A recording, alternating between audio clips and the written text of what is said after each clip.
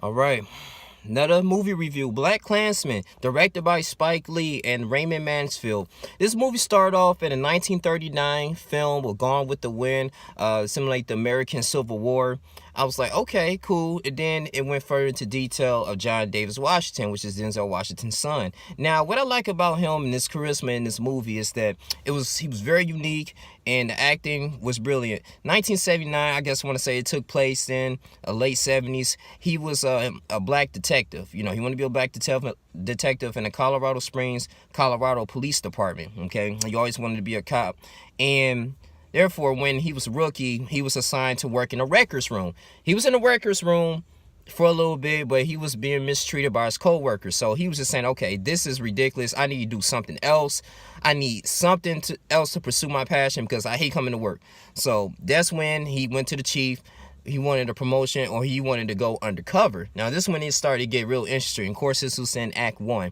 When he was in undercover, he was he was looking at an ad and everything, but he decided to go. He had a first mission to go to a Kwame Ture. And Kwame Ture, I did a little research on him. He was an individual in that time. He was pretty much a black activist, a national rights, civil rights leader. He used to do a lot of speaking engagements, and the police chief said, hey, he's a powerful speaker. I want you to go in there, kind of disarm him, and just get some little bit information on them. Okay, so he got the wire taped up. He wanted to infiltrate them, so he had to go on his mission. Okay, so he went over there and then he met Patrice. Patrice was a young lady there that actually was a good former for him, and she always followed him. She was a good friend, and they was just all about the revolution. You get there, get to the little building, the club in the Colorado College. The guy was speaking, he was preaching, and what I like about Spike Lee is that he had all these little elements inside the movie, man, that just civil rights, man. He was talking about black power,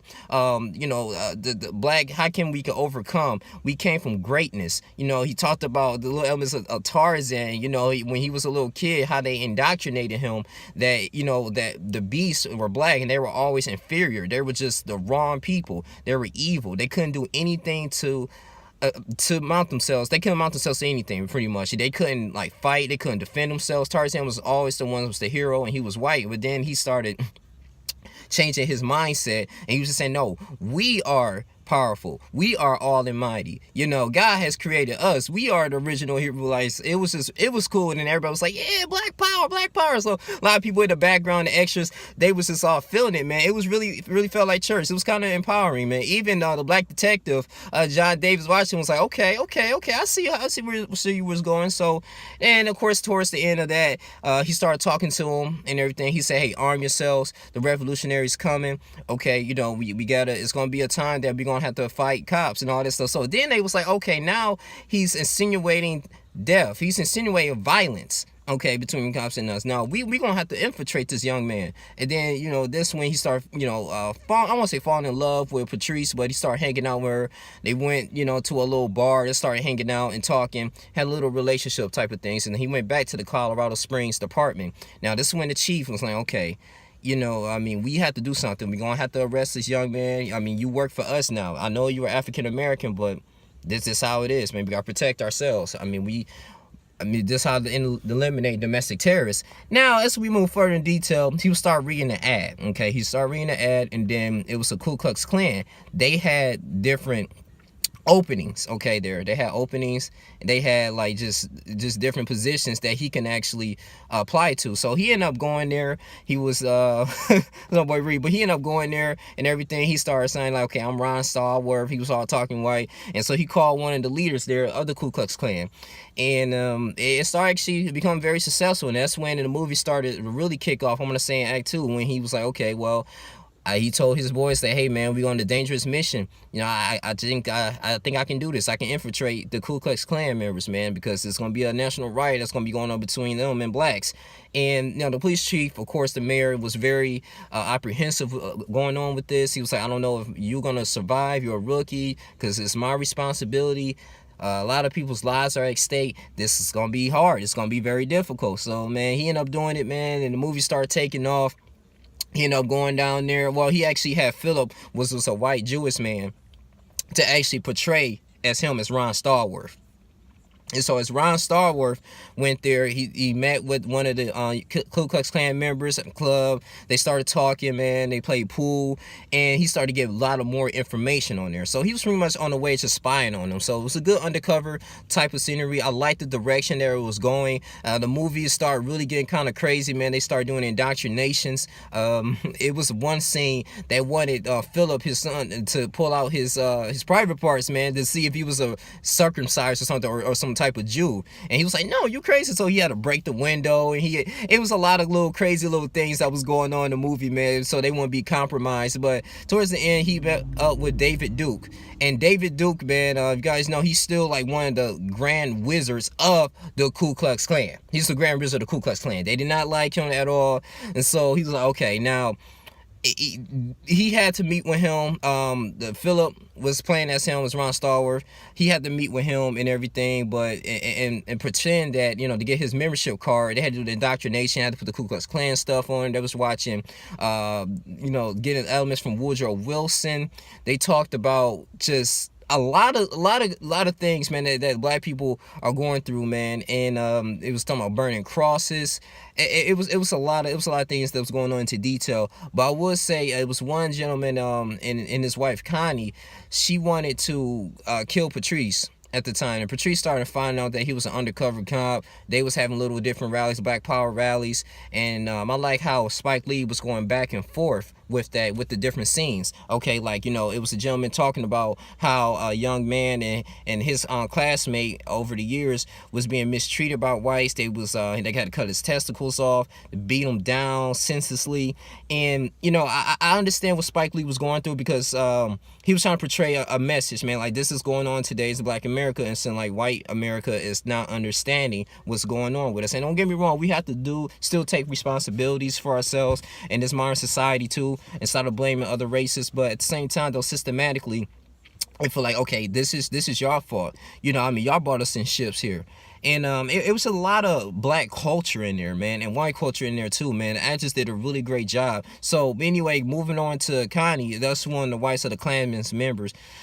She wanted to plant a bomb at Patrice's house. She couldn't do it. She was unsuccessful, so she ended up, planting a bomb near her car. Her car blew up, but Detective Ron Starworth ended up tackling her down. Of course, these cops tried to prevent it, but he was saying, hey, I'm a off-duty cop. Like, I'm a detective here, so his co-worker Philip had to come here and save him through his aid, and they ended up arresting Connie. I think her husband died, and other class members were arrested in that time for insinuating violence. But towards the end, what really shocked me is that Spike Lee really put like different films. He started putting real life footages in there, like when Donald Trump was speaking. I'm talking about the Charlottesville, Virginia, the Nazis, the swastika, all that stuff, man. They was a lot of black people was getting beat up, brutalized. Some people got killed. He told us that during the end, and he was just saying, this is white America. This is where we at this point, man.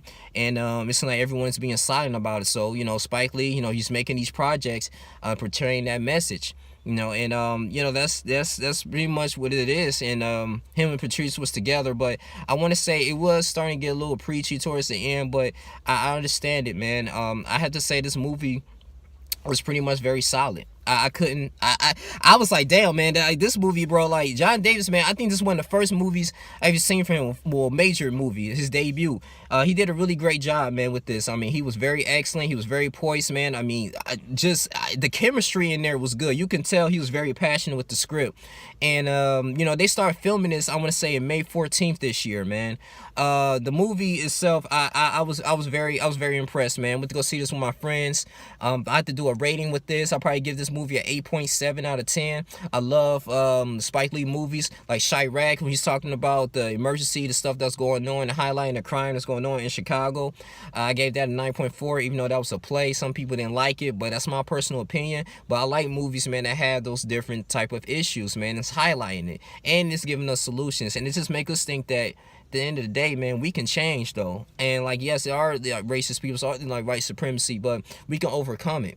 And I think that at the same time, the only thing I have a problem with the movie is that I don't want black people to be content and be have this victim mentality, because we already got the liberalism and just saying that, oh, you are a minority, you can't do anything for yourself, you shouldn't be a Republican. It's just telling you how to think and how to process things and process information, is how to do things for your life. And I think that's a very detrimental effect for black people.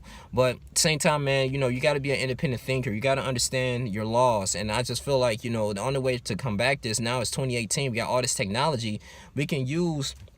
We can understand, we can get information, have access to information, we can create more businesses, man. It just makes me be more independent and understand the issues that goes on in the community. But sometimes you do get tired of seeing there's just a lot of black issues movies, man, because you're like, dang, that's all we are, just the struggle.